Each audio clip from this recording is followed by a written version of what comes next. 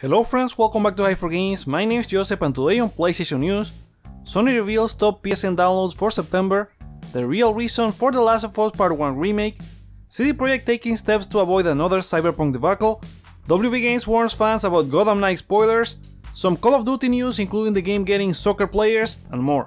Let's get into them. Sony reveals top PSN downloads for September. Over on the PlayStation blog, Sony revealed the PSN top downloaded games for the past month in both US, Canada, and Europe.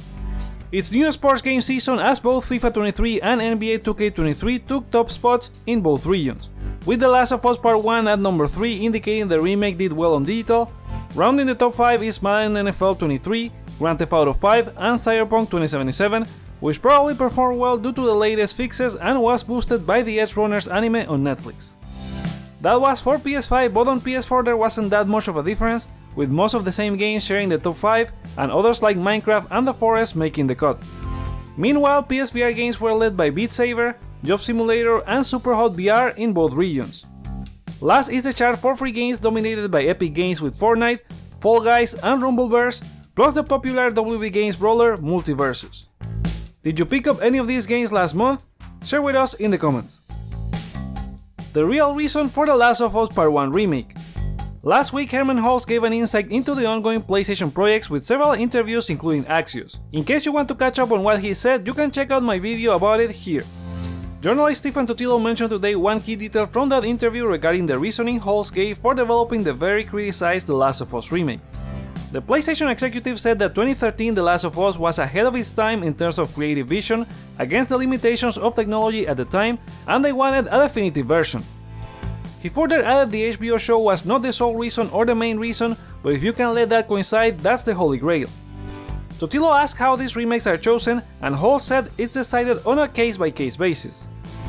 He may be partially correct, after all a huge deal of the new version is the accessibility features that allow a wider audience to enjoy the game in comparison to the original. But I think the HBO show had a big influence since the original development from Visual Arts Studio was to remake Uncharted, and it was changed to The Last of Us before being brought back to Naughty Dog. Do you believe the TV show played a big deal in the remake or not? Let us know in the comments. PSVR 2 accessories being ready for launch. PSVR 2 will be out in early 2023, and we should get the official launch details from Sony at any point. Accessory manufacturers are getting ready, with Virtual Rifle Systems sharing a render of their PSVR 2 rifle accessory on Twitter. Sony made a similar accessory called the aim controller for the original PSVR, and who knows if they have something like that planned this time, but if they don't, at least there will be other options for anyone who wants one. CD Projekt taking steps to avoid another Cyberpunk debacle. Cyberpunk may be in a much better spot than when it launched, but the Polish developer is taking the necessary steps not to repeat the 2020 debacle. In a video shared on their YouTube channel, Chief Tech Officer Pavel Sadovny provided an insight into their development process to avoid the same issues. The takeaway from the video is they are testing quality on every platform from the get-go, and not only the PC build, as they ensure the stability and performance on all target platforms. While it's great to see them supporting the game to improve the state it released, there's still the fact they dropped support on the previous gen consoles, and they released those knowing it wasn't up to par. The changes seem logical and something that should have been in place a long time ago, but it's great to know they are committed to not repeating the same story. Now we wonder if they will be able to fulfill their ambitious slate of projects announced last week in a successful fashion. WB Games warns fans about Gotham Knight spoilers. I'm not gonna talk spoilers here for Gotham Knights, but you should be very careful online if you're looking forward to the brawler. The source of the issue comes from an artbook strategy guide called Gotham Knights: The Official Collector's Compendium, which has shipped early to some fans instead of its intended October 25th date. Some of them have started posting the key story content from the guide with details and photos, which prompted WB Games staff to warn anyone who wants to discover the story while playing. Writer Mitch Dyer recommended to mute phrases, turning off YouTube alerts, and unsubbing from Reddit, while community manager Pauline Sampolini asked to let people discover the story by themselves. And executive producer Fleur Marty can't understand why would anyone spoil the story of any media work for others. This is very unfortunate, and if you're looking forward to the game, take the necessary precautions. Will you be playing it at launch? Let us know in the comments. Some Call of Duty news including the game getting soccer players. Our next story covers several things on leaks and news from the upcoming Call of Duty Modern Warfare 2 and Warzone 2. According to a leak from Twitter user The Ghost of Hope and verified by Insider Gaming, Call of Duty Modern Warfare may be getting soccer players such as Neymar, Messi and Pogba as playable operators hinted by in-game files. Insider Gaming points out this could be part of a FIFA World Cup related event, as Activision has big plans for Call of Duty multiplayer following their successful crossover with Godzilla and Kong earlier this year. Another leak from the same user indicates the game could get campaign DLC in 2023 bundled with map packs. This was also hinted at back in August by journalist Jason Schreier as a way to extend the game cycle, as there are rumors the series may take a break next year. The 2-year cycle will be followed by Treyarch, who is rumored to have received budget approval for the 2024 title, which had some concept art leaked out of Warzone Mobile earlier this year, referencing the Black Hawk Down incident. Raven Software is another developer that may be getting ready to work on its own Call of Duty, leaving its role as a support studio.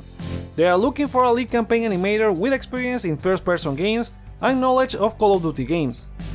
The last piece of news related to Call of Duty, and this is not a rumor, the upcoming Modern Warfare 2 will make use of the same SMS system from Overwatch 2 that resulted in players being frustrated at the game's launch and subsequently temporarily dropped by Blizzard. The system didn't allow players that had a prepaid phone plan to receive the 2-step verification code. Hopefully they have figured out all the issues by late October or the story will repeat again. A round of quickfire game news. Director Dinga Bakaba confirmed in an interview on the Xbox podcast a fan theory that both Deathloop and Dishonored are part of the same universe, as the game was envisioned to happen in the future after the Dishonored Death of the Outsider expansion. Deathloop was added to the PlayStation Plus game catalog in September. EA will be sharing a new look at Need for Speed Unbound gameplay today. The racer is supposed to have a total of 143 cars, which is about 10 more than the previous Need for Speed hit, including DLC cars.